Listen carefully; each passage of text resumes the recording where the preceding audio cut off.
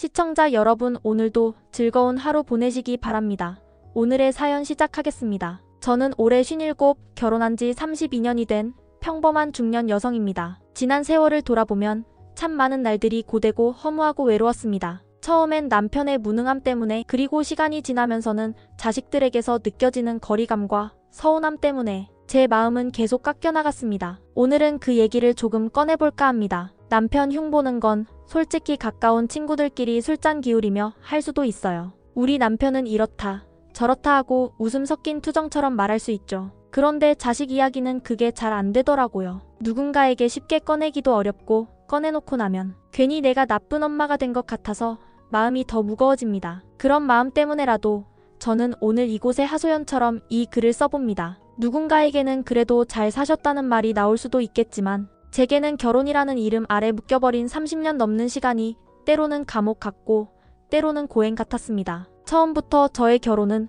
흔한 사랑의 결실이 아니었습니다. 정확히 말하면 제 의지로 온전히 선택한 결혼이 아니었습니다. 그때 저는 한 건설회사에 다니고 있었고, 그 회사에는 남편도 함께 근무하고 있었습니다. 그 사람은 저보다 직급도 낮았고 성격도 거칠고 말도 투박했어요. 그런데 어느 날부터인가 회사 내에 이상한 소문이 돌기 시작했습니다. 제가 그 사람과 동거 중이라는 말도 안 되는 이야기였습니다. 처음에는 그냥 헛소문이라고 넘기려 했지만 점점 제게 시선이 쏠렸고, 그 시선은 조롱과 비난이 뒤섞인 것이었습니다. 특히나 90년대 초반 여성에 대한 인식이 지금보다 훨씬 보수적이고 엄격했던 시절이었기에 그 소문은 제게 엄청난 타격이었죠. 그 소문을 만들어낸 사람은 바로 지금의 남편이었습니다. 자기 입으로 나를 같이 사는 여자라고 떠벌리고 다녔다고 하더라고요. 나중에 알게 된 일이었지만 당시엔 저는 너무 당황했고 그 소문을 막을 방법도 없었습니다. 당시에는 이런 소문 하나만으로도 여자는 결혼이나 취업 같은 인생 전반에 치명적인 영향을 받던 시대였어요. 내가 이 소문을 안고 다른 사람과 결혼을 할 수 있을까? 설령 다른 사람을 만나게 된다 해도 이 상처를 안고 제대로 된 결혼 생활을 할 수 있을까? 그런 두려움 속에 저는 결국 그 남자와 결혼을 선택하게 되었습니다. 사랑하지 않았습니다. 신뢰도 없었습니다. 그저 세상 눈치와 두려움에 밀려등 떠밀리듯 한 결혼이었습니다. 그렇게 시작된 결혼 생활에서 저는 참 많이 외로웠습니다. 아이러니하게도 남편은 늘 무관심으로 일관하는 사람이었습니다. 밥을 해줘도, 아이를 안아도, 무엇을 하든 반응 없는 남편. 말수가 적은 것을 넘어서 어떤 일도 책임지려 하지 않는 사람. 처음엔 말을 아끼는 사람이구나 했지만 살아보니 그건 무책임이었고 회피였다는 걸 깨달았어요. 그렇게 살면서 저는 아들 하나, 딸 하나를 낳고 기르게 되었습니다. 둘 다 귀한 존재였고 제 전부였습니다. 남편에게 기대할 수 없다는 걸 알았기에 저는 그 두 아이를 지키기 위해 필사적으로 살았어요. 아플 틈도 없이, 울 여유도 없이. 아이들이 초등학교에 들어가고 중학교, 고등학교로 올라가면서 들어가는 돈은 상상 이상이었습니다. 학원비는 매달 숨통을 조였고 교복이며 급식비며 작은 용돈까지도 빠듯했죠. 그럴 때마다 저는 남편에게 조심스럽게 말을 꺼냈어요. 오이 학원비가 모자라서 그런데 조금만 줄 수 있어?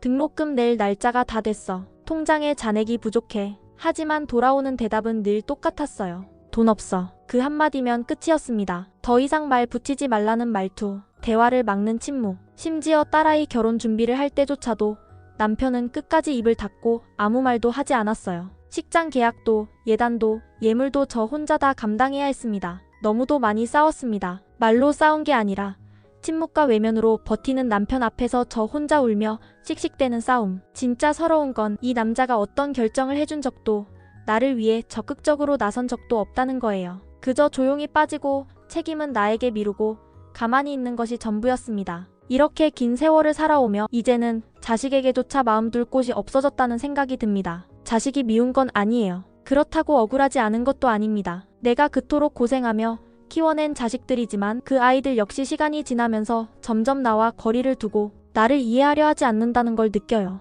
그래서인지 어디 하소연할 곳도 말할 사람도 사라진 듯한 이 기분이 너무 쓸쓸하고 참담합니다. 딸아이가 결혼을 준비하던 그 시기, 정말이지 제 마음도 몸도 한계에 부딪혔었습니다. 딸은 이제 막 사회생활을 시작했기 때문에 모아둔 돈도 없었고 현실은 참 가혹했어요. 웨딩홀 계약부터 예물, 예단, 혼수, 신혼집까지 어느 하나 돈 안 들어가는 게 없었죠. 아이는 날마다 눈물을 글썽이며 혼자 방 안에서 웅크려 있다가 제게 울먹이며 말하곤 했어요. 엄마, 나 결혼 준비 왜 이렇게 힘들어? 왜 이렇게 돈이 많이 들어? 나 그냥 안 하고 싶어. 그 말을 들을 때마다 제 가슴이 찢어졌습니다. 아이 하나 시집 보내는 일이 이렇게 고된 줄, 이렇게 서러운 줄 그땐 정말 절감했습니다. 그 무렵 저는 거의 매일 밤을 설쳤어요. 대출 가능성도 알아보고 카드 한도도 확인하고 주변 지인에게 도움을 청할까도 고민했어요. 그런데 그 와중에도 정작 가장 가까이에 있어야 할 사람 제 남편은 마치 남의 집 결혼 이야기 듣듯 무표정한 얼굴로 아무 말 없이 앉아있기만 했습니다. 당신 딸 결혼인데 아무 말도 안 해? 돈은? 예단은? 우리 어떻게 준비할지 얘기라도 좀 하자. 말을 꺼내도 돌아오는 건 침묵이거나 몰라, 알아서 해 같은 무책임한 대답뿐이었어요. 결국 모든 무게는 고스란히 제 어깨 위로 떨어졌고 저는 잠도 못 자고 밥도 못 먹고 눈물 흘리며 딸 결혼을 준비했습니다. 딸아이와 저는 마치 전쟁을 함께 치르는 전우처럼 서로를 부여잡고 버텼습니다. 그 과정이 너무 고되고 힘들어서 결혼식 날 식이 끝난 후 저는 조용히 마음속으로 결심했어요. 이제는 끝내야겠다. 나 이 사람과는 여기까지다. 결혼식이 끝나고 정리되는 대로 이혼하겠다고 저는 아이들에게 말했습니다. 그 말을 꺼내는데 얼마나 많은 시간이 걸렸는지 모릅니다. 내가 낳은 자식들에게 너희 아빠랑 헤어질 거야 라는 말을 한다는 것이 얼마나 고통스러운 일인지 하지만 더는 이렇게는 못 살겠다는 마음이 그날은 너무 컸어요. 그런데 그때 딸아이가 그러더군요. 엄마, 조금만 더 기다리자. 당장 말하지 말고. 무슨 뜻인가 했더니 나중에 딸아이가 집에 다시 왔을 때 아들, 그러니까 제 아들내미와 셋이서 얘기를 나누게 되었어요. 딸은 조심스럽게 말했어요. 엄마, 나 이해해. 엄마가 얼마나 힘드셨는지도 알고 지금도 충분히 참아오신 거 알고 있어. 근데 하나만 부탁드릴게요. 제발 동생 결혼시키고 나서 하시면 안 돼요? 처음엔 그 말이 솔직히 너무 가슴 아프고 억울하기까지 했어요. 왜 내가 또 미뤄야 하지? 왜 또 내 인생은 다음으로 밀려야 하지?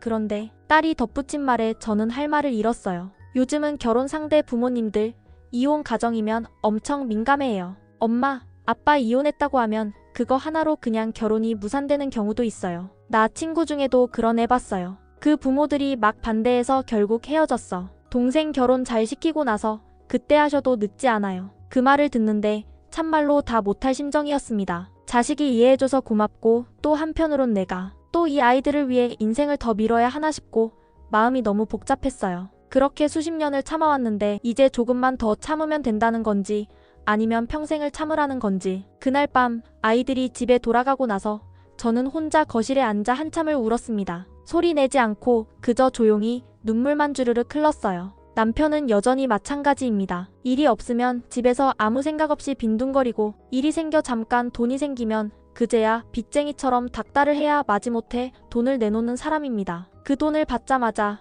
전기세, 가스요금, 밀린 공과금부터 내고 나면 제 손엔 남는 게 없습니다. 그리고 다음 달 또 다시 똑같은 싸움의 반복. 생활비 한번 넉넉히 받아보는 게 제 소원이었어요. 정말로요. 누구에겐 당연한 일이 제겐 꿈 같은 일이었죠. 이혼을 몇 번이고 마음먹고 또 마음 접고 수십 번을 흔들리고 수천 번을 체념하며 여기까지 왔습니다. 그런데 이제는 자식마저도 제가 끝을 내려고 하면 말립니다. 이해하면서도 말립니다. 그래서 저는 여전히 이 자리에 있습니다. 결혼이라는 이름으로, 가족이라는 책임감으로 나를 하루하루 눌러가며 살아가고 있습니다. 그날 아이들과 나눈 대화는 제 가슴 깊은 곳에 무겁게 내려앉아 지금도 생각만 하면 울컥합니다. 그렇게 말이 나오기까지 오랜 시간이 걸렸어요. 딸아이의 결혼을 끝내고 나서야 저는 처음으로 이제 내 인생을 살아야겠다는 생각을 입 밖으로 꺼낼 수 있었거든요. 조심스럽게 아이들에게 말했습니다. 이제는 이혼하고 싶다고. 긴 시간이 지나서 꺼낸 말이었지만 마음속에선 이미 수천 번 이혼을 상상했었고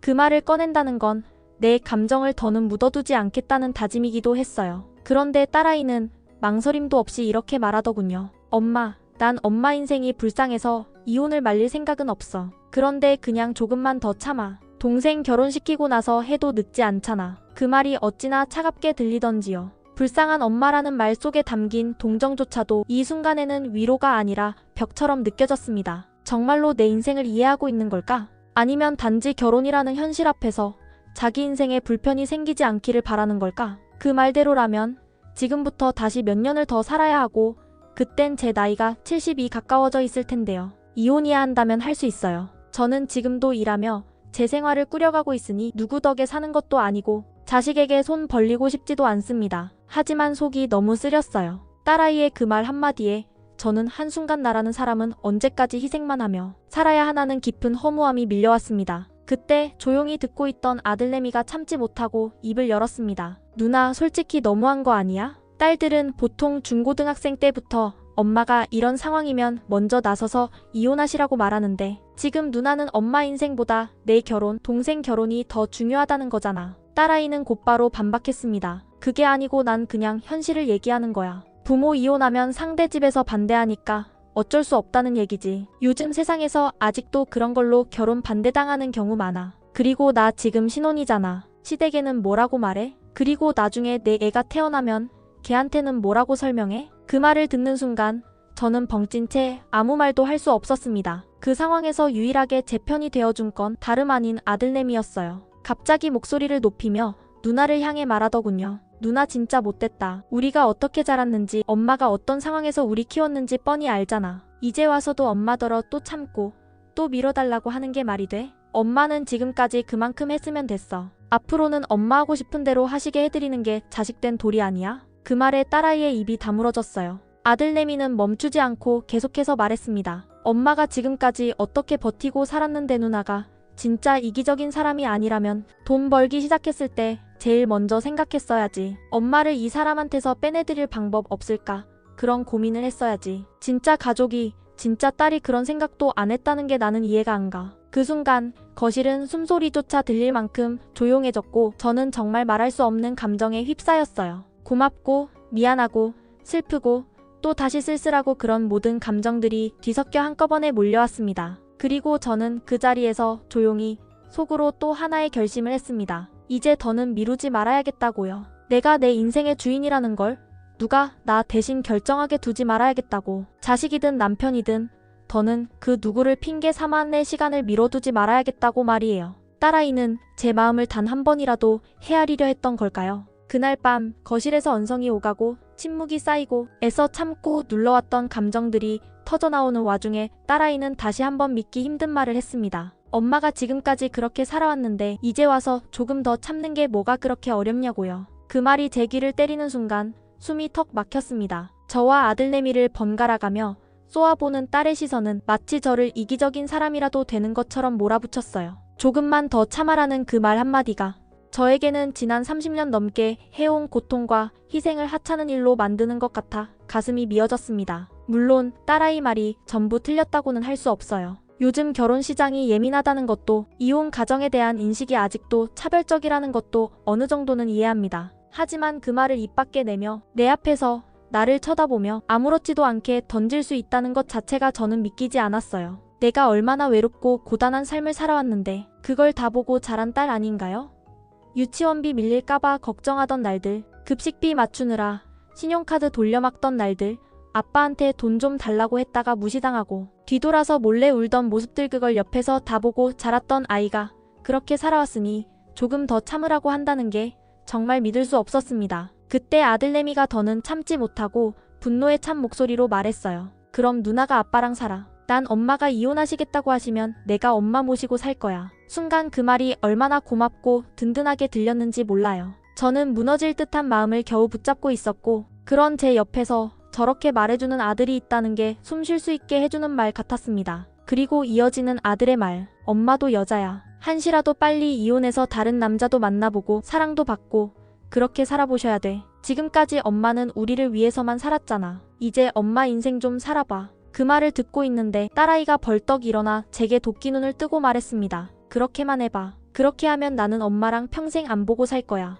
딸아이의 얼굴엔 참을 수 없는 적이와 분노가 그대로 드러나 있었어요. 그 말은 칼처럼 날아와 제 가슴을 찔렀습니다. 그날 이후 제 인생에서 가장 배신감에 몸이 떨린 순간이었습니다. 그 아이를 어떻게 키웠는데 새벽에 도시락 싸고 학교 행사 따라다니고 학원비 끌어모으고 아빠 대신 교복 사주고 생일 케이크 하나라도 놓치지 않으려고 버스 타고 빵집 다니던 그 시절이 떠올랐어요. 내가 어떤 마음으로 저 아이를 키웠는데 그랬던 아이에게 결국 돌아오는 말이 엄마랑 평생 안 보고 살겠다는 거였어요. 그 순간 저는 무너졌습니다. 서러움과 분노와 절망이 한꺼번에 밀려왔고 그 감정들이 제 입을 통해 튀어나왔습니다. 저도 모르게 목소리를 높였습니다. 그래, 너 앞으로 나 안 보고 살고 싶으면 그렇게 해. 마음대로 해. 딸아이의 얼굴이 순간 굳었고 저는 멈추지 않았어요. 억눌렀던 감정을 쏟아내듯 터뜨렸습니다. 지금까지 너희 아버지는 돈 한 푼 제대로 안 갖다 줬어. 생활비라는 걸 받아본 기억도 없다. 그런데도 너희까지 먹여 살리고 입혀 키우고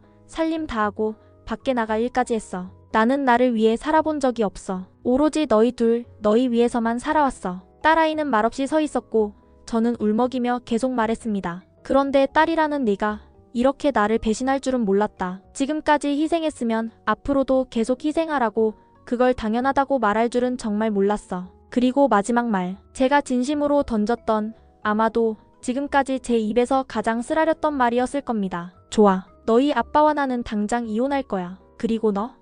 더는 너를 위해 희생하지 않을 거야. 만약 그게 원망스럽고 미운 일이면 그래, 찾아오지 마. 그냥 자식 하나 없는 셈 치고 살 거야. 딸이 그렇게 울분에 찬 얼굴로 집을 나가고 그날 저녁부터 제 마음은 계속 쿡쿡 쑤셨습니다. 정말 며칠 동안은 제대로 밥도 못 먹고 잠도 잘 수 없었어요. 딸아이에게 너무도 실망했고 그 말을 들었던 그 순간의 충격이 너무 커서 나도 모르게 딸의 뒷모습을 보며 정말 다시는 보지 말자고 마음속으로 되뇌고 있었죠. 그러나 며칠이 지나자 그 미움보다 더 큰 것이 찾아왔습니다. 바로 서운함이었습니다. 내가 저 아이를 위해서 어떻게 살아왔는데지 아버지 역할 대신한 것도 나고 모든 빚과 책임을 뒤집어 쓴 것도 나고 그래서 결국 저 아이가 결혼까지 할 수 있었던 것인데 그 모든 날들을 다 무시하고 그저 몇 마디 말로 조금만 더 참으라고 했다는 사실이 저를 사람으로 대하지 않은 것처럼 느껴졌습니다. 게다가 그 참는다는 것이 뭔가요?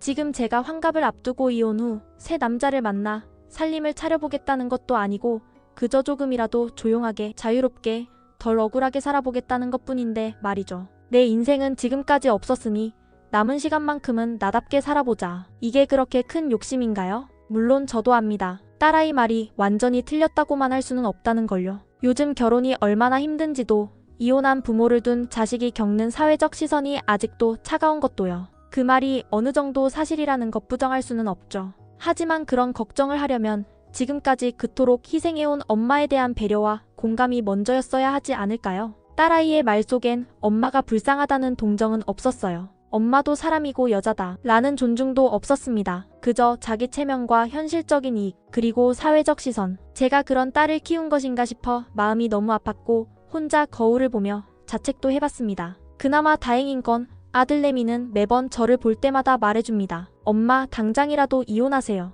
이제 엄마 편하게 사시는 거 보고 싶어요. 엄마는 이미 그만큼 했어요. 이제 진짜 엄마 인생 살 차례예요. 그 말이 요즘 제 하루하루를 버티게 해주는 단 하나의 위로입니다. 물론 말뿐일 수도 있겠지만 그 말에서 느껴지는 엄마에 대한 진심 인정, 위로가 저를 붙잡아줍니다. 이제 정말 진지하게 이혼을 생각하고 있습니다. 지금은 이혼 후 남자를 다시 만나고 싶다는 마음보다도 그저 혼자서 평안한 나날을 보내고 싶을 뿐입니다. 누군가를 원망하거나 복수를 하거나 새로운 인생을 꾸미고 싶은 게 아니라 이제는 주눅 들지 않고 밥을 먹고 눈치 보지 않고 TV를 틀고 내가 쓰고 싶은 돈을 내가 쓸 수 있는 삶 그걸 꿈꿉니다. 하지만 이 나이에 이혼이라는 단어를 꺼내는 게 이토록 어렵고 외로운 일일 줄은 몰랐습니다. 아들처럼 말로라도 응원해주는 사람이 있는가 하면 딸처럼 오히려 상처를 주는 존재도 있으니도 대체 누구를 의지할 수 있을까 싶기도 하고요. 그래서 이렇게 글을 남깁니다. 혹시 저와 비슷한 삶을 걸어오신 분이 계시다면 그때 어떤 마음으로 결정을 내리셨나요? 이혼을 결심하신 분이라면 그 뒤의 삶은 정말 후회 없으셨나요? 그리고 제 이야기를 처음 듣는 제3자의 입장에서는 어떻게 보이시나요? 제가 너무 감정적으로 판단하고 있는 건 아닌지 혹시 다른 방법이 있다면 조언을 듣고 싶습니다. 지금은 앞이 보이지 않는 터널을 걷고 있는 느낌이에요. 답답하고 외롭고 내가 진짜 바보같이 살아온 것 같고 그래도 지금이라도 나를 찾고 싶다는 이 마음만은 진심입니다. 긴 글 읽어주셔서 정말 감사합니다. 어느 날엔 그저 이 말 한마디가 당신은 잘못 살지 않았어요. 그 말 하나가 저를 하루 더 버티게 만들어줍니다. 고맙습니다.